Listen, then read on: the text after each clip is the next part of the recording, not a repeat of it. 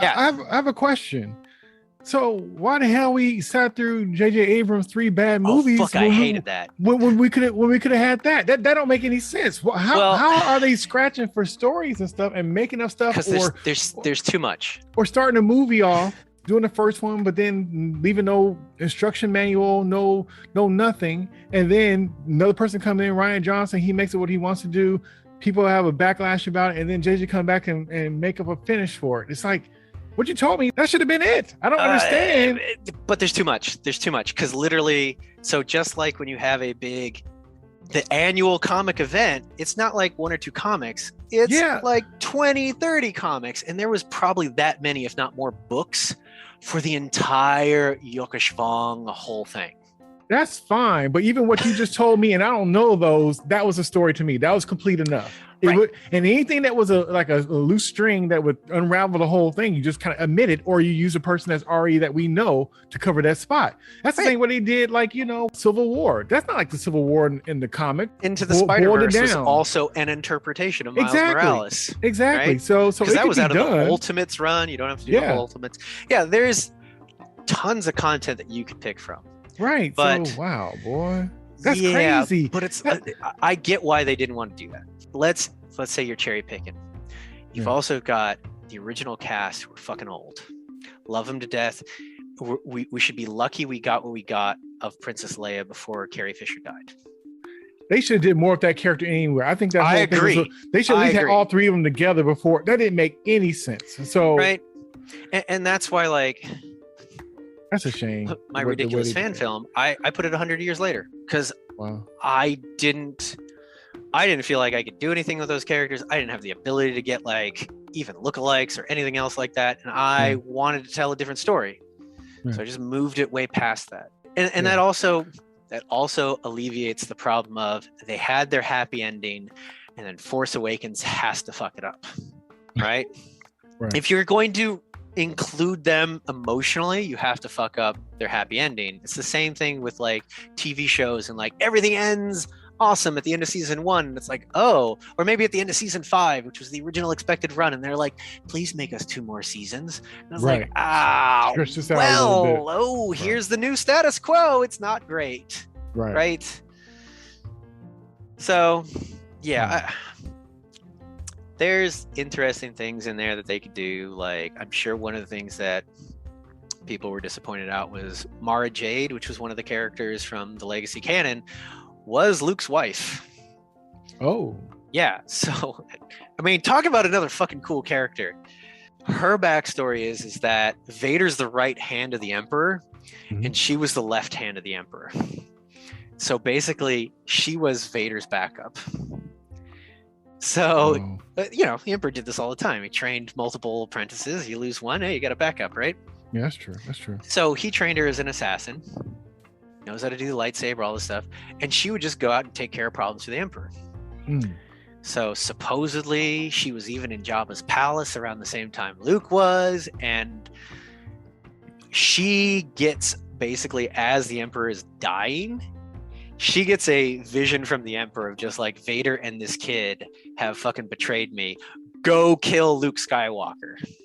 And so that becomes sort of her directive. And what happens is like, a decade later, she's sort of living a new life. And of course, plot, she comes across Luke Skywalker and she's like, fuck that guy. I hate him because he killed her mentor. He may not have been a nice mentor, but it was her mentor. Yeah. And she's just like fucking hating on Luke the whole time, and basically has a couple opportunities where it's like she's being a total dick, and Luke's just like, I get it. And opportunities where like he saves her, he could have killed her, he could have left her for dead, and it's just one of those things where like her version of Luke versus the version that he's being does not compute, and she's like, maybe the Emperor wasn't straight with me. Yeah. And that's how they get introduced. And eventually, it's like, oh, you're actually kind of cool. And they eventually get married, which, I guess Jedi can do that before the prequels. And their kid is named Ben. That sounds a lot better than drinking blue milk straight from the tit and throwing a lightsaber, chucking it off the side of the mountain. I could go with that story you just said. I think that would be a good substitute for the crap we got. That's crazy. It's like, honestly, at this point, Force Awakens, it's fine. It's fine. Like, it's okay. Let's be honest. I've watched all the other movies too. If you take the nostalgia filter off, it's like, it works. It's like, yes, it's repetitive. It's New Hope all over again. But compared to The Last Jedi and all its problems and the fucking clusterfuck that is The Rise of Skywalker, I just pretend they don't exist. All right? I just remove the source of disappointment. Yeah. And I keep seeing these headlines occasionally of like, fans want, or the people at Lucasfilm, they're gonna retcon those out of existence or some shit. And it's like, fucking harsh. But I get how they could do it if they wanted to. Like, Dave Filoni opened the door for time travel, so yeah. Well, I hope somebody come across this episode and hear you talking and hire your butt so you could try to, right the ship, because you need more people like yourselves that, are open to change, but fair, and you consider everything, which makes for good ideas. Because like I said, it just seemed like it's so all over the place, but it makes such a big difference when you see when it's in the hands of somebody who really loves it and wants to add to it. Because even with the people who do that makes changes that came out of nowhere, at least you know where it's coming from, and it feels different than just like, this, I have an agenda this time, or I want to make sure that somebody's represented in there or whatever, without the because you could do those things naturally without it being an issue. It wasn't like it's just like I said, handling certain things in different hands make a big difference, and it's just shocking that, like I said, that show Mandalorian had more heart and felt more like the Star Wars I know than the actual Star Wars movies, and they had big budgets and they had big actors, and they even had the original cast, a lot of them coming back and stuff, and it was just in the wrong hands, and you could like something but not be the right thing for it. And I think that's what that was, down from the producers, from Kathleen Kennedy to JJ, with his sleight of hand of giving you the same thing but different, but the same thing trick, which is fine, but you're not going any further. You're not, Well, and the other thing too, I think, people have already been critical of JJ and his magic mystery box. Yeah. That's not Star Wars. Like, Star Wars has the greatest reveal in cinema of, no, I am your father, right? People lost their goddamn minds, but that wasn't, we are gonna tease your parentage is not what you think it is. It was just like, yeah, your dad was this, he's not an important character, he died, and then they decided later it's actually gonna be Vader, right? And you can even plan ahead of time, like, I'm gonna plan a twist, and I'm gonna show some restraint and just not allude to it later, so that when it happens, it fits. But it's not like, oh yeah, who are your parents? You're desperate and waiting for your parents. Oh, I wonder who they are. You have visions. Oh, it was so fucking heavy-handed. Yeah. Like, yeah, that JJ. But well intended, I'm sure, but even before the reveal of Darth Vader being Luke's father, the twist of Leia's Luke's sister. Leia's Luke's sister. Right? Awkward. Yeah, I'm trying to remember. There was a whole thing like I think there was considerations of doing that, but once they were like, oh wait, that means nope. They fixed that. They fixed that right on up, because before it was almost like a love interest, and they was like, oh nope, right, that's his sister. But they did, at least in what was it, Empire Strikes Back, they knew that they were going to do that. Because when Luke leaves to go to Cloud City, right? Yoda and Obi-Wan are like, "Don't fucking go, dude. This is a bad idea. We're full of bad ideas. We know. Don't do this. Don't go." Yeah. Of course he leaves. And then they're like, damn it. He was our last hope. And then Yoda's like, there is another. Which technically fucking Obi-Wan should fucking know, because according to the prequels, he was there when the twins were born anyway. So I was like, yeah, that's true. There's Leia. Like, they would Here's both a know. picture. Stay away from her. Right. With your vast knowledge, I'm going to ask you this real quick. And I was kind of curious your thoughts on it. So when George Lucas revealed that, the Force was actually like a parasite. Oh, the midichlorians. Midichlorian. What was your feelings about that whole thing? So this is hilarious because we've been talking about like plot convenient and narrative convenient things, and that's exactly what it was. It was, I need a way for it to be clear and easy for Qui-Gon Jinn to realize, holy shit, this kid's got potential, like maybe the one of the prophecy potential, even though he can't do any Force stuff yet. Right? And so he's like, oh, well, okay, we'll just make it so the midichlorian counts, do. And yeah, that's how we can tell who has connections through the Force. That's the reason for that? Well, if I was writing it and trying to figure out a shortcut for how it can work, how I can tell directly, Qui-Gon can just take a test and be like, holy crap, this kid's got crazy potential. Oh. I mean, they could have theoretically done a thing where Qui-Gon just senses how connected the kid is to the Force. But usually it seems in the past it was like, oh, you've had some training. You've got potential. Right? Yeah. Now, I don't know, maybe that's just me talking out of my butt, but it might have been Lucas was like, no. I want to do that. I want it to be tied to midichlorian count for whatever reason. I mean, that might also be why it's tied to bloodlines. Right? Okay. But then also fucking Anakin being a virgin birth, right? The midichlorians gave birth to him. I mean, he's got a whole thing where it's like the Force is sentient and there's literally two sides to it. There is a light side and there's a dark side, and it's basically meddling to maintain the balance. And so it had to create Anakin. That's interesting, because I always kind of figured, I was kind of wondering if it was just because they're trying to tone down like the religious kind of thing to it to make it more, I guess, almost more science instead of religious in a way. It's because the Force before it would seem like it was more like a religious thing. Yeah, well, I mean the thing is religious, but Eastern philosophy. Yeah, giant. Like, I mean that. It seemed like more of a spiritual thing than it did like science. But when you said, it's a parasite basically, then it's like, okay, then that kind of takes it puts rules and parameters on it. Right.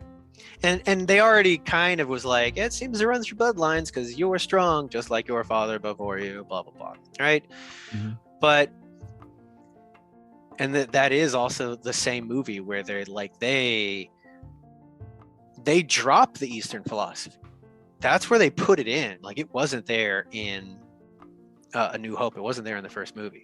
Right. And that probably wasn't super Lucas either. I'm sure he was like, oh yeah, do that. It was the writer, which wasn't Lucas. He put that stuff in there. And okay.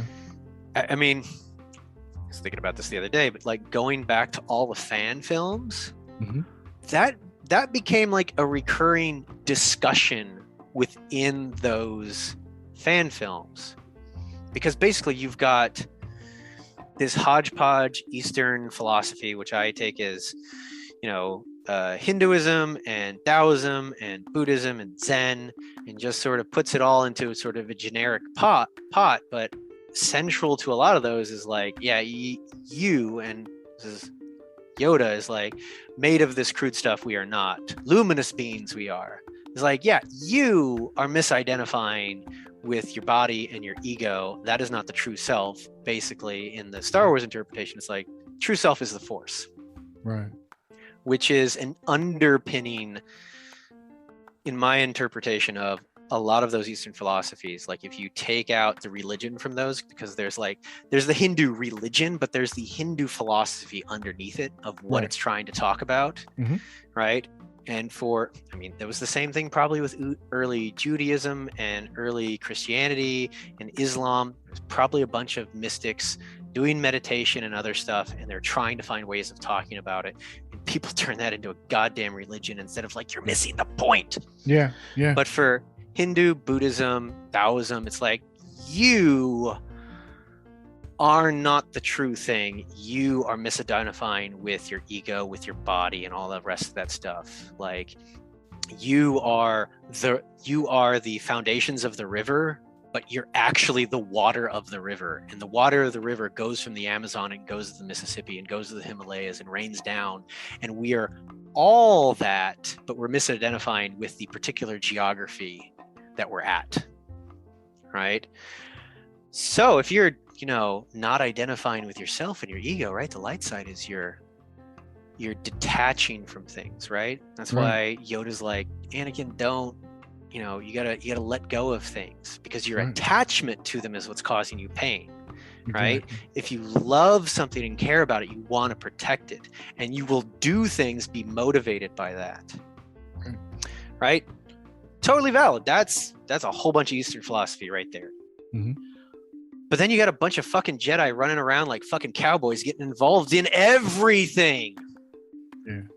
Right? Right. Like that version, that cowboy version, doesn't track with the actual philosophy. So there's lots of these fan films trying to talk about that, and they usually put it in the context of Jedis and Sith sort of arguing and calling each other out, or discussing it between Jedi. There's some of them that like weren't explicitly combat heavy. Right? They're like, what you're doing is bullshit, right? It's not valid, because you're protecting that city, but because you care about that city, you're attached to that city, right? And if you take it in those very black or white distinctions of caring or not caring, it doesn't make sense. But if it's like, I could care about 1,000 things, and I'm going to rein that back so that I don't have those heavy reactions to them. And maybe I care about one thing, and I can get out of whack about that one thing. And maybe I can get to a point where I can appreciate these things, but not lose my shit over them when they're destroyed, right? Or when someone retcons them, right? It's so many of those Eastern philosophies, they're not talking about all these metaphysics. They're talking about you in your mind. Yeah. Right? Yeah.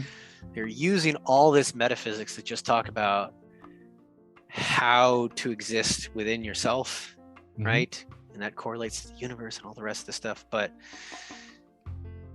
there's ample sort of discussion there for people that are actually interested in the depth of what is the philosophy behind the Force and the Jedi and the rest of it, and how it actually works. Because they've had characters, they did a great thing. So one of my favorite series is the X-Wing Rogue Squadron books. There's like 9 of them. 2 authors, they went back and forth.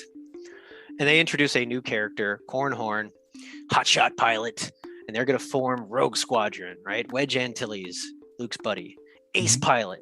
He wants a crew that can do, they can go and do fighter pilot missions, but they also got a weird skill set. So they can like go to the ground and like infiltrate, blow stuff up, and blah, blah, blah, blah, blah. All right, special forces with jets. So Cornhorn's the focus protagonist, right? It's through his sort of viewpoint and sometimes through Wedge. And you get like 4 books through, and he's got his tragic backstory and all this sort of stuff, and like he used to work security in a different system, and like his dad was like a cop basically, and like the only thing he has left from his dad who was murdered is like this token, and it's like a Jedi token, because his grandfather is best friends with a Jedi, and it's like, finds out, no buddy, your grandfather was a fucking Jedi, your dad was a Padawan, and they escaped Order 66 before Order 66 was an official thing. They escaped the Purge, and by the way, you got Force potential. It's like, so he becomes a Jedi. Like, out of those books, he becomes a reoccurring character that shows up in all these other books. Oh, wow. And like has this whole thing where he like finds this smuggler lady who was like the daughter of his dad's nemesis and all this sort of stuff. Of course, they end up, starting a family, blah, blah, blah, blah. And then they just have one book where someone kidnaps his wife. And he goes fucking Batman. It's been a while since I read it, but that's the short version. He's like, I'm a Jedi. I've got a code. But I'm gonna go get my goddamn wife. Like, I mean, that's the same thing for Anakin, except Anakin was worried about the visions of what was going to happen to his wife. Right. Something is happening to my wife. I gotta do this and hold myself in check, or else I'm going to the dark side, lickety split. Yeah. Wow. So there's obviously great stories there in those books. There's some duds, but I totally also get why they were like, yeah, there's too much. We'll cherry pick a few things and we'll just let the rest of it go. And they could still go back and do those stories. They could still go back and be like, yeah, so Corran Horn either was in Rogue Squadron or something else, but like that structure of a Jedi who has a wife, abides by the code, has cleaned himself up, is a better fucking person. Oh shit, the mob has my wife. I can go full John Wick, but I will never stop being John Wick. Right. Okay, I gotta be Batman and be upset and go terrorize these fuckers, but also not lose my gourd. Right. Like, I can't go overboard. So like, yeah, and that doesn't even have to be in the timeline that like 20 years after whatever. Like, you can tell that story wherever. Exactly. Which is why also in the books, the new run, they're like 10,000 years ago in the High Republic, right? And they can tell whatever goddamn stories they want with, it's like the Jedi at their prime. Yeah, that's what I don't understand why they so hard up for stories. Like I said, just the ones you told me about. Just like it has a beginning and end. It has a through line. It has a purpose and stuff like that. And it's so many movies and shows that we watch every time with new characters that we don't know all the stuff, but we kind of learn along the way. But we know the main thing. Like, I don't remember John Wick's wife's name, but I know he done tore up a whole city and across the world because of her. I know that. Right. I know his purpose. So you're gonna be a showrunner before this is all over. Somebody gonna scoop, ain't got time. Somebody gonna scoop you up, and that's gonna be, Lucas, he's not far from here, he's probably 40-minute drive. So well, I still got my shirt from Skywalker Ranch when I was there as a PA for a week. Oh, wow. Yeah, man. Like I said, you should use your powers for good and save this franchise. Well, I think if they got Dave Filoni and Jon Favreau, let's give him huge credit, because he's the executive showrunner. Like, yeah. If they can be the Kevin Feige's for, the new Star Wars live action content, which I'm pretty much sure they are, I think we're in good hands. So, yeah, I'm hoping so. And I can't say I'd be even a tenth as good as them. So I will humbly pass. I will stick to running Star Wars campaigns with my gamer friends. Dude, don't sell yourself short. And the fact that you're humble about it is the reason why you probably be ideal for the situation. I'm like, don't be afraid to step up to a situation. You never know. Life has done stranger things. So I mean, that'd be pretty fucking cool. But it sure would. And you definitely have enough ideas to have a good you would have job security, that's for sure. Because it seems like there's a lot of people in different places, just like I said, they just in the wrong spots. And so we get people that really, like I said, one is knowledgeable, and then also very creative in their own way, and then also sees both sides of it. You know, that's very important. But if you have consideration for the thing that you love, that's the most important part, and then you'll figure out a way to get to where you're trying to get, versus being driven by money or agenda that you want to put out there or whatever. So you need people that's kind of personalities and knowledge and stuff to be in the right places to make these things for us fans. Because like we could tell, like I said, it don't have to be big budget, it don't have to be characters we've seen before, it don't have to be, you know, or characters we love. It's so special when you have something that you know so well and somebody squeezes something else out of there. You know, right. You know how hard that is for something to be around for 50 years, 40 years, 30 years, and still make you choke up when it's done right. That goes to show you, you know, that shouldn't be rare. But when it does happen, it's just a beautiful sight to see. So, like I said, put it out there, man. Put it out there for sure. If I had my magical druthers, I would give both Rey and Finn the full character arcs they fucking deserved. Oh, yeah. Oh, especially Finn. Jesus Christ. Like his fucking origin story. The kidnapped, brainwashed child stormtrooper who basically turns away from the Nazis. Wow. And yeah, at first just like he's just running. He's just running to get away. And then he tags up with the Resistance. Like, that's a fucking story you can do shit with. That's the story I thought we were gonna get. Right?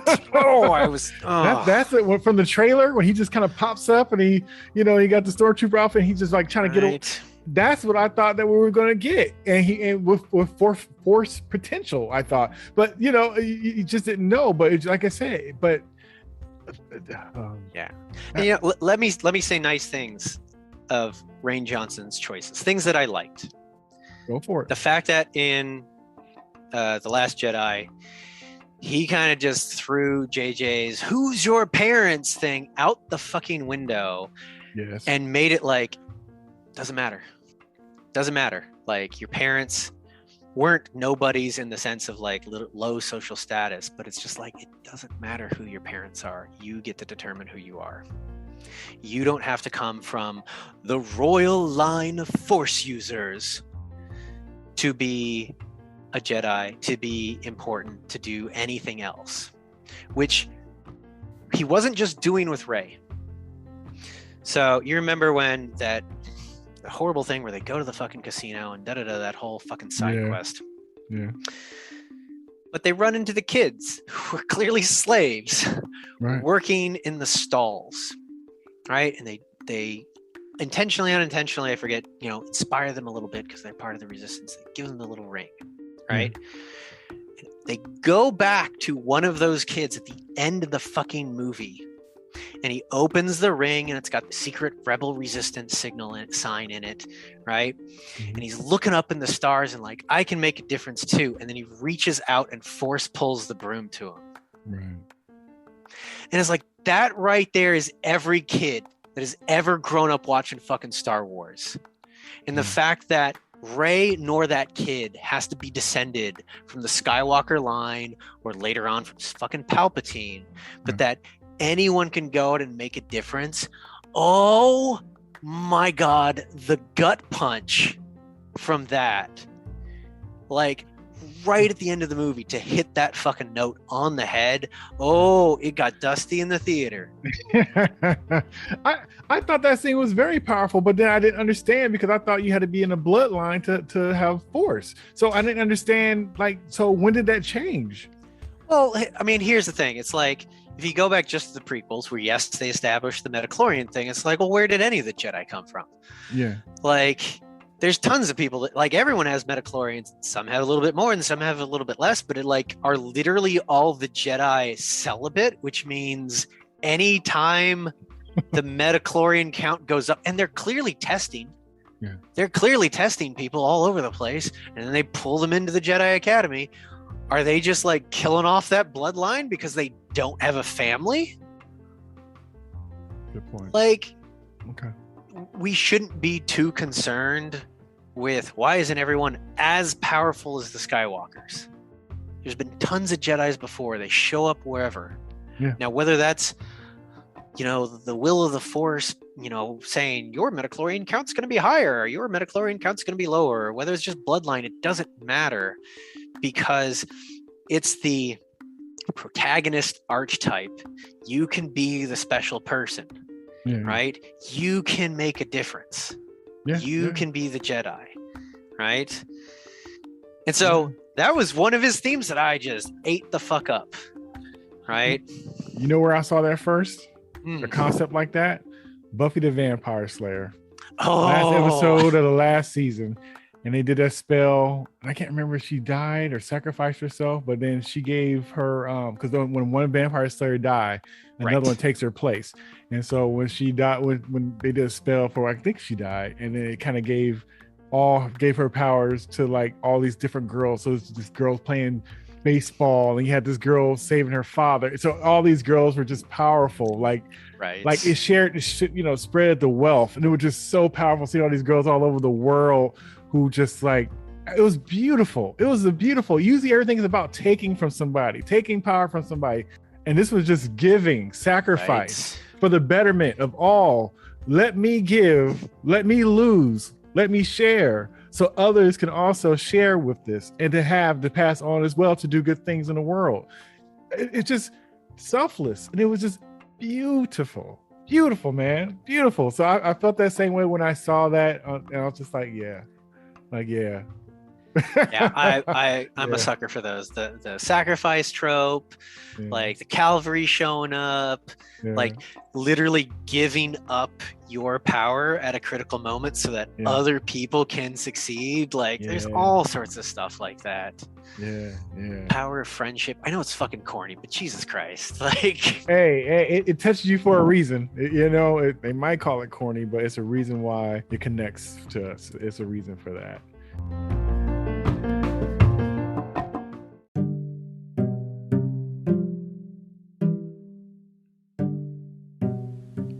Hey, this is Jay, and I hope you're enjoying the conversation so far. I just want to let you know that this conversation is part of a larger conversation that continues on the next episode. Thanks for listening.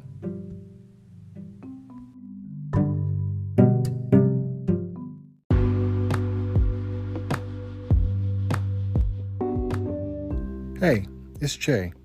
If you enjoyed my conversation with Ryan, please check out our episodes where we talked about The Mandalorian, The Book of Boba Fett, Spider-Man No Way Home, and the movie Batman. Thanks for listening, and until next time, peace.